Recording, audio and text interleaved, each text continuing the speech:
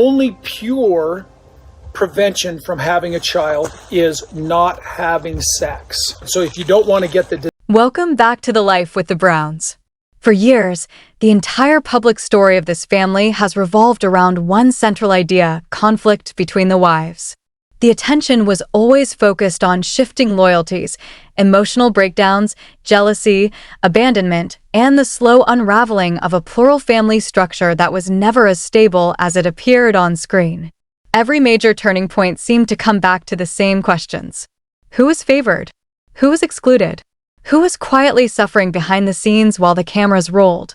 And eventually, who was finally strong enough to walk away? That was the story the world thought it understood. But what very few people noticed is that the real evolution of this family didn't stop when the marriages collapsed or when the household separated.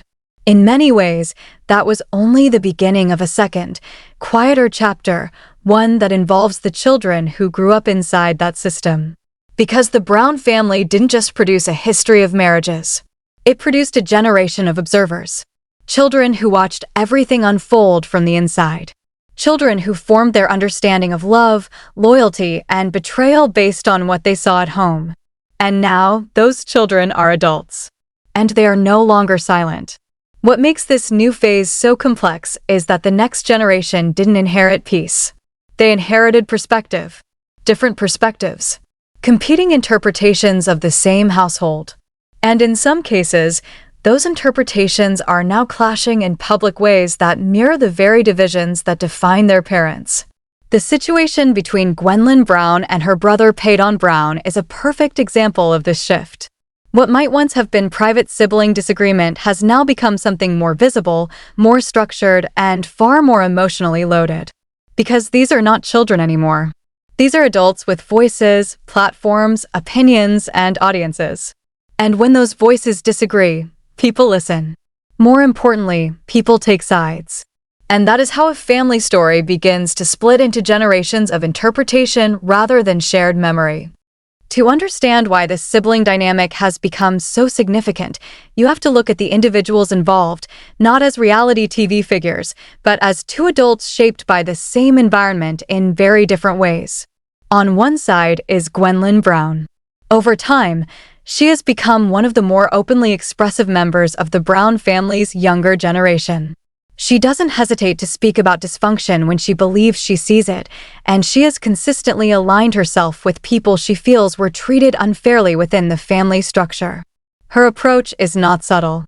It is direct, opinionated, and emotionally grounded in her own interpretation of her upbringing.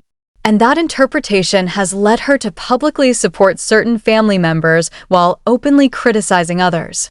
One of those relationships is her visible support for Meri Brown, which she has framed in a way that clearly places her on one side of the family's emotional divide. At the same time, her relationship with her brother Paedon has become more complicated. Because while they share the same mother and the same household history, they do not appear to share the same understanding of what that history means. Paedon, on the other hand, has expressed perspectives that sometimes challenge or complicate the dominant narratives circulating online about the family. And that difference is where tension begins to form. Not because disagreement between siblings is unusual, but because in this case, the disagreement has become public. And once something becomes public in a family already shaped by media attention, it changes its weight completely. It stops being just a private difference of opinion. It becomes a visible alignment, a statement of identity, a declaration of what each person believes is true about the family they grew up in. And when those declarations conflict, audiences don't just observe them. They interpret them. They amplify them. And often, they simplify them into sides. Which is exactly how a sibling relationship begins to resemble something much larger than itself. A fracture not just between two people, but between two versions of the same family story. When you step back and look at what is happening between Gwendlyn Brown and Paedon Brown, you start to realize something important. It's not just a disagreement between siblings. It's not even just a difference in personality or opinion. It has started to resemble something symbolic inside the family narrative itself. Because at the center of this divide is not only their interpretation of their upbringing, but also how they position themselves around other members of the family, particularly Meri Brown. Meri has, in many ways, become more than just a person in this dynamic. She has become a reference point, a kind of emotional marker that signals where someone stands in the larger moral interpretation of the Brown family story. And this is where things become complicated. Gwendlyn's support for Meri is not casual or accidental. It reflects a consistent pattern in how she appears to view the family structure. In her perspective, certain individuals were placed in positions of emotional disadvantage, isolation, or neglect. And she tends to align herself with those she believes experience that imbalance. So when she publicly supports Meri, it is not just about Meri as an individual. It is about what Meri represents in her understanding of the family's internal dynamics. At the same time, her criticism of her brother Paedon appears to come from that same framework. In her view, disagreement is not neutral, it carries moral weight. If someone appears to be defending or minimizing what she believes was harmful, she responds accordingly. That is the internal logic of her position. But from the outside, what people see is something much sharper. A sister standing firmly with one narrative of the family, and standing openly against her own brother's interpretation of it. On the other side, Paedon occupies a different space in the story. His perspective does not always align with the dominant emotional narrative that has formed around the family online. And because of that, he is often viewed through a more critical lens by audiences who have already chosen a side. But what is often missed in that reaction is that Paedon, like Gwendlyn, is also speaking from lived experience. The key issue here is not simply who is right or wrong. It is that both are describing the same family from different emotional positions inside it. And when that happens, truth becomes fragmented. Not because anyone is lying, but because no two people ever stand in exactly the same place inside a complex household. So what you end up with is not one shared memory of a family, but multiple overlapping versions of it. And in that overlap is where conflict begins to grow.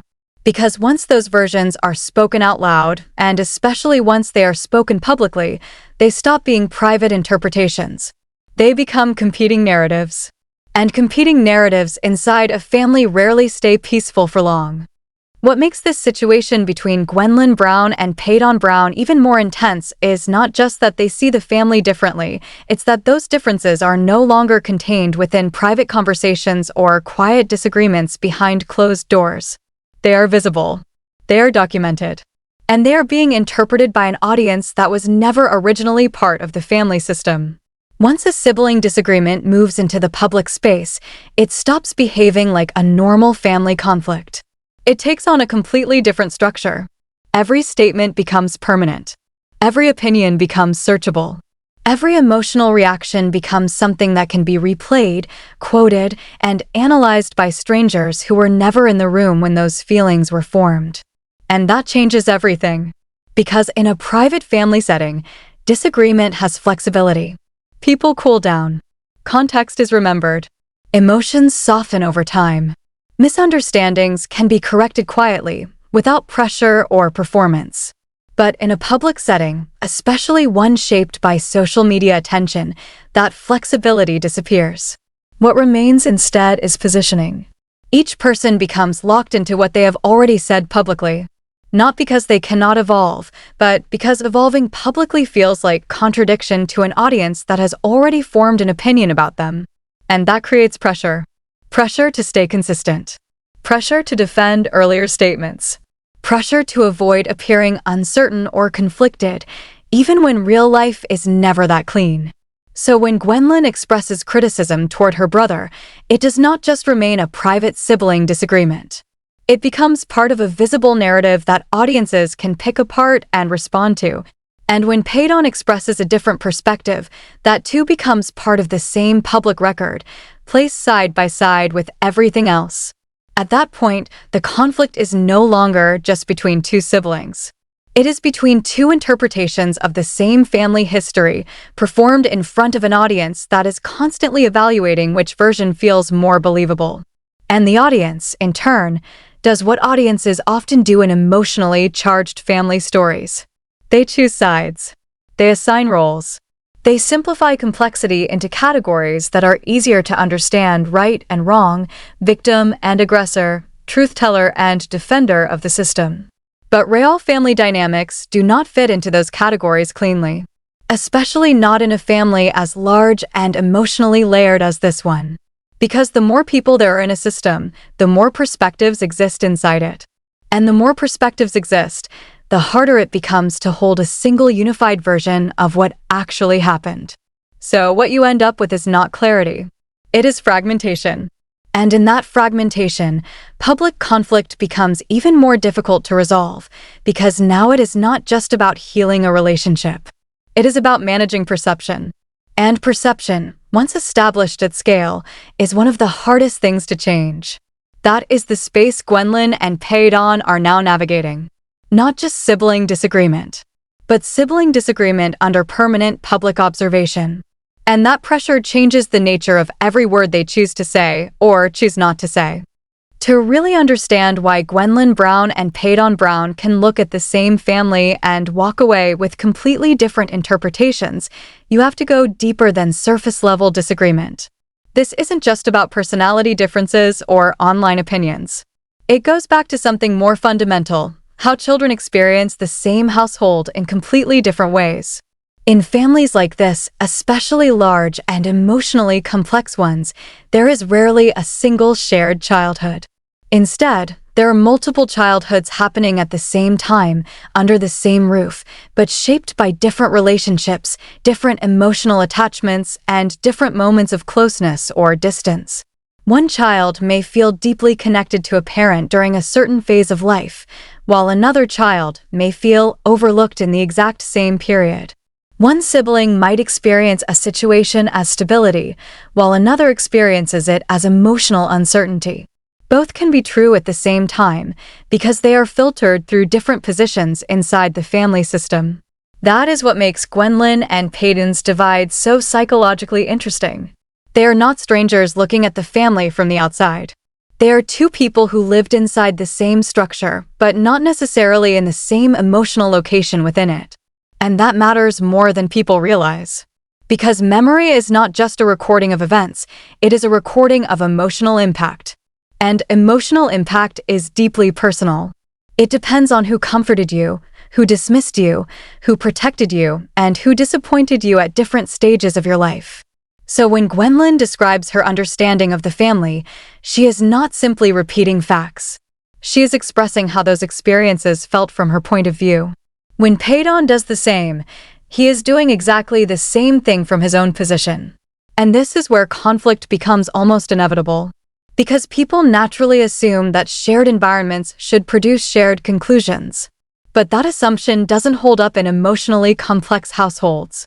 Two people can witness the same arguments, the same tensions, and the same decisions, and still walk away with completely different emotional conclusions about what those moments meant.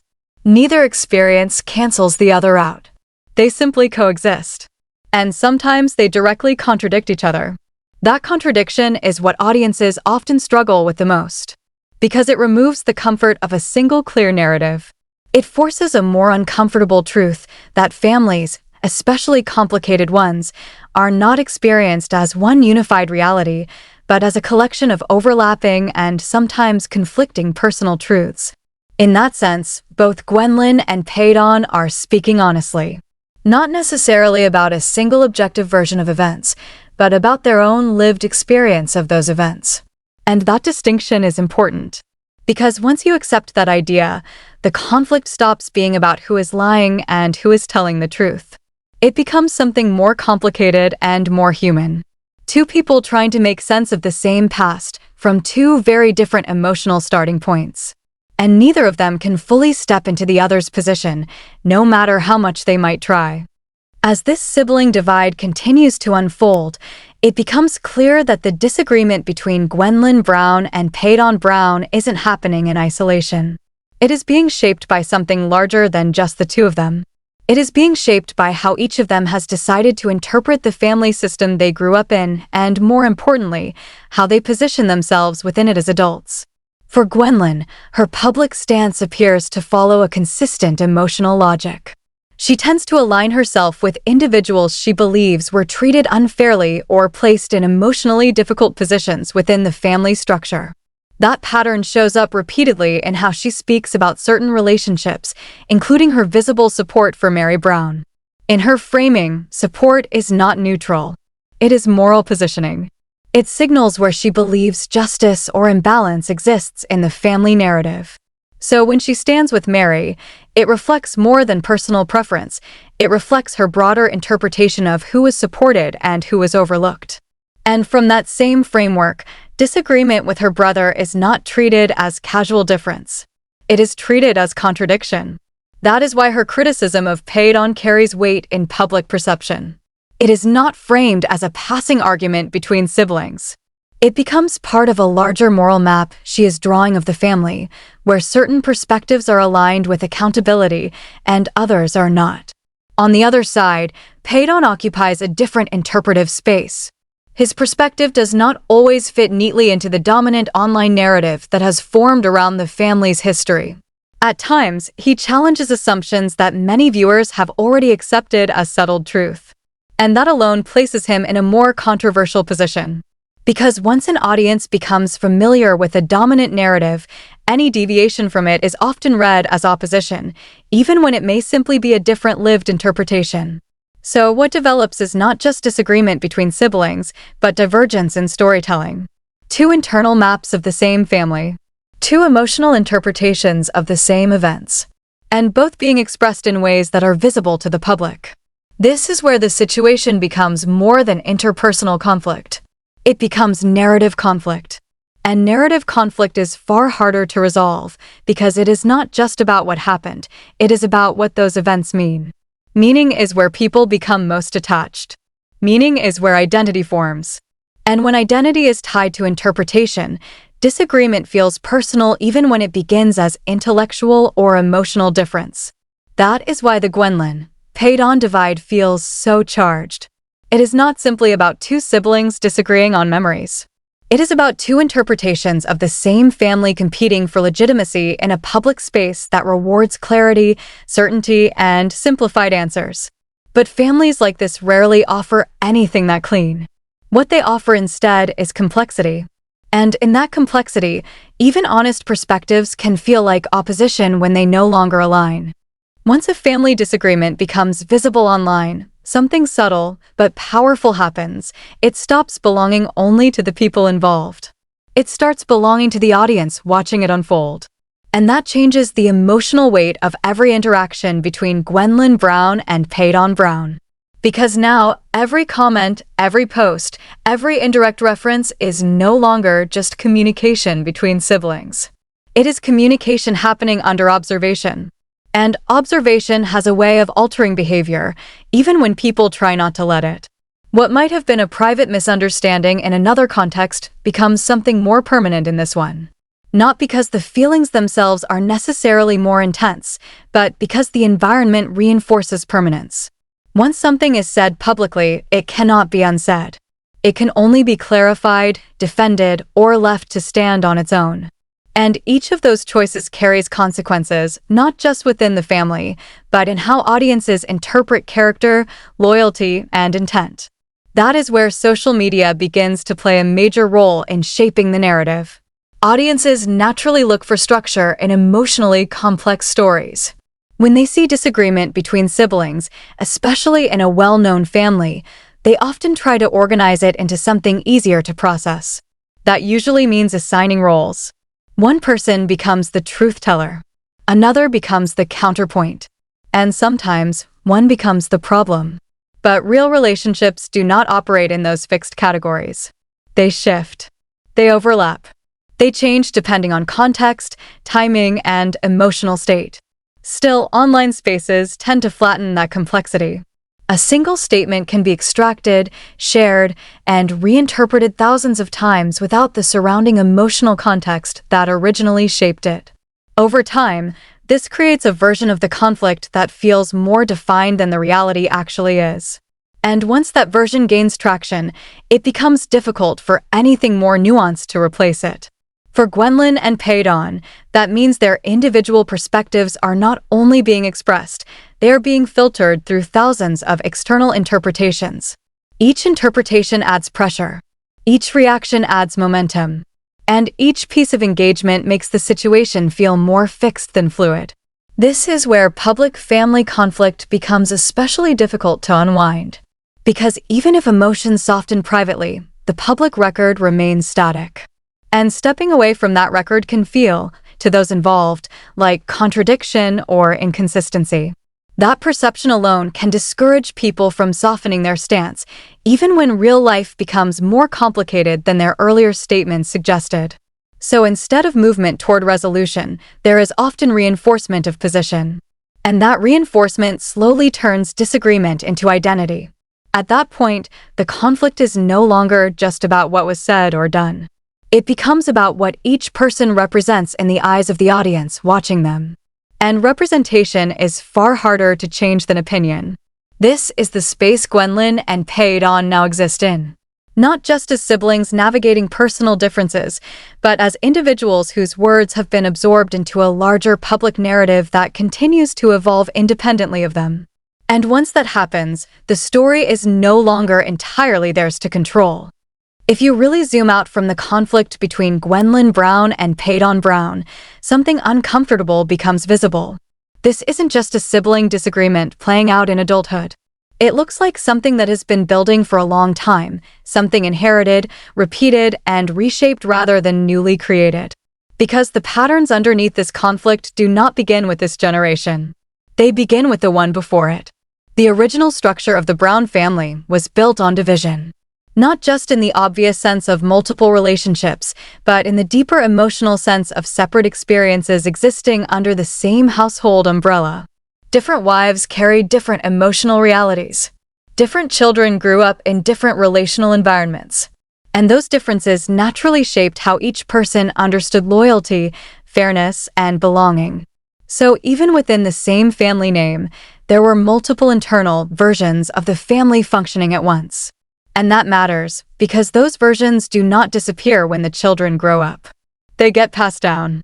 What we are seeing now between Gwendlyn and Paedon can be understood, at least in part, as the continuation of those inherited emotional frameworks. Each of them appears to be carrying forward a different interpretation of what the family was and what it means now. One perspective emphasizes accountability, harm, and emotional imbalance. The other may emphasize complexity, contradiction, and a more layered understanding of the same history. Neither perspective is created in a vacuum.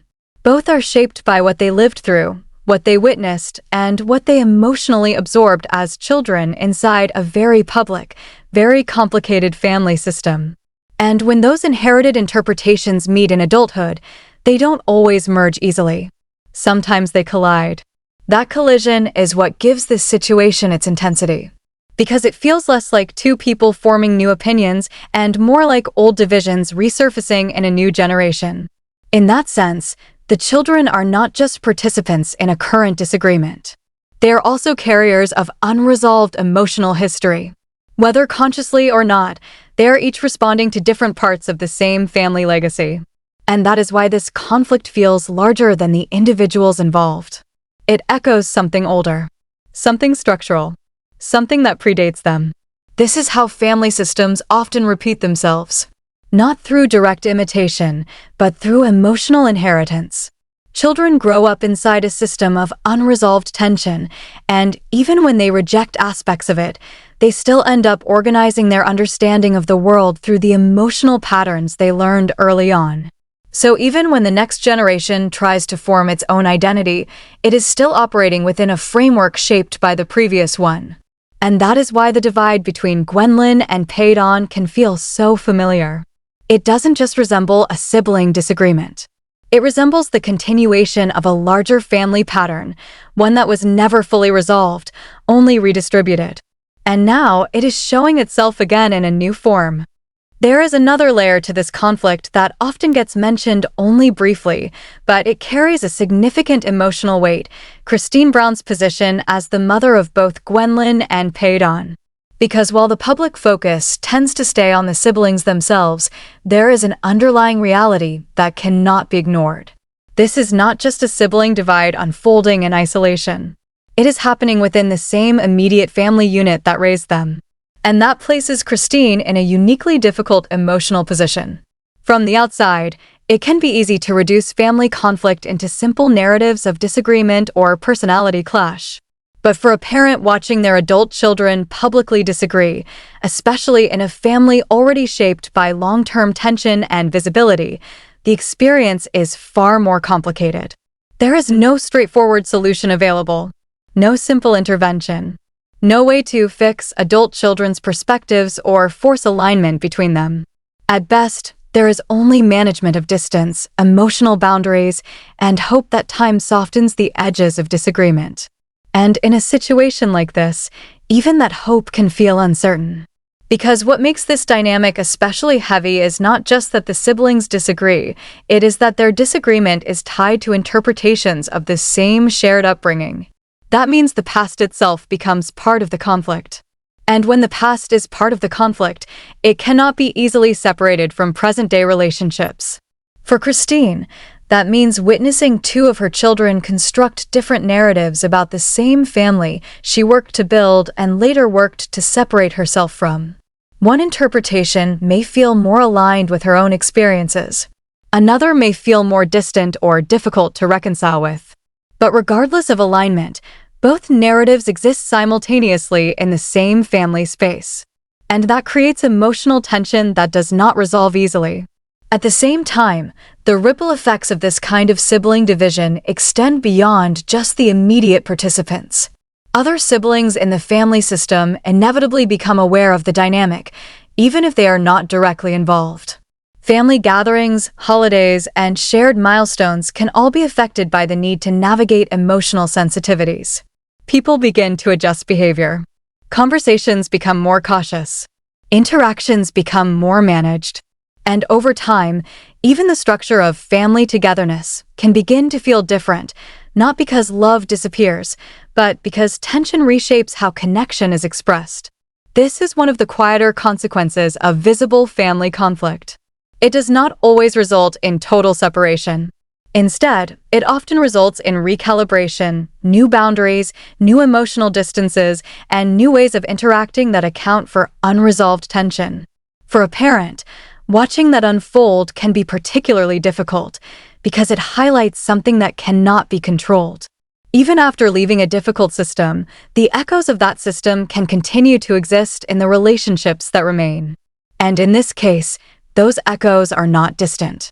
They are sitting at the same family table, in the form of two adult children interpreting their shared past in very different ways. When you follow the conflict between Gwendlyn Brown and Paedon Brown all the way to its end point, you realize there isn't a clean resolution available, not yet at least. What exists instead is a snapshot of a family still actively interpreting itself in real time. And that interpretation is not unified. It is split.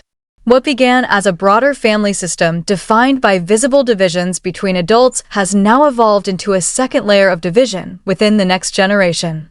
Not because the children are copying each other, but because they are each processing the same inherited history through their own emotional and psychological frameworks. And those frameworks do not always align. That is the core of what makes this situation so significant. It is not simply that siblings disagree. It is that their disagreement reflects something larger about how family identity is formed, remembered, and carried forward. At this point, it becomes clear that there are multiple versions of the Brown family history existing at once. Each version feels real to the person holding it. Each version is shaped by lived experience, emotional memory, and personal interpretation. And each version resists being fully replaced by another. So when Gwendlyn and Paedon speak about the same family, they are not necessarily contradicting objective facts in a simple way. They're expressing two different emotional maps of the same environment. And those maps were drawn years ago, long before any public disagreement began. The public nature of their conflict only makes those differences more visible. It amplifies them. It locks them into place in ways that private family disagreements often do not. Because once something is spoken into a public space, it gains permanence, even if the people involved later grow or shift their perspective. And that permanence creates pressure. Pressure to remain consistent. Pressure to defend earlier statements. Pressure to avoid appearing uncertain in front of an audience that has already formed opinions. That is how private family complexity becomes public narrative structure. But underneath all of that, beneath the commentary, the interpretation, and the audience reaction, there is still a simple and often overlooked truth. These are siblings. Not symbols. Not storylines. Not roles assigned by public perception. Just two people who grew up in the same family system trying to make sense of what that system meant to them. And whether their interpretations align or diverge, they are both attempting to do something that is far more complicated than it appears from the outside. Define their own relationship to a past they did not choose, but were shaped by. The most sobering part of this entire situation is that it does not offer a guaranteed outcome. There is no certainty that this divide will deepen into permanent estrangement, and no certainty that it will fully heal either. It exists in a space of ongoing tension, where relationships are still being written rather than finalized. And that leaves the audience with an uncomfortable but honest reality. Some family conflicts do not resolve neatly. They evolve. They pause. They soften and harden at different times. And sometimes, they remain open-ended for far longer than anyone watching would like. So the question is not just who is right or wrong in this moment. The question is whether a family shaped by long-standing division can learn to hold disagreement without turning it into permanent separation in the next generation. And right now, that question is still unanswered. What is clear, however, is this.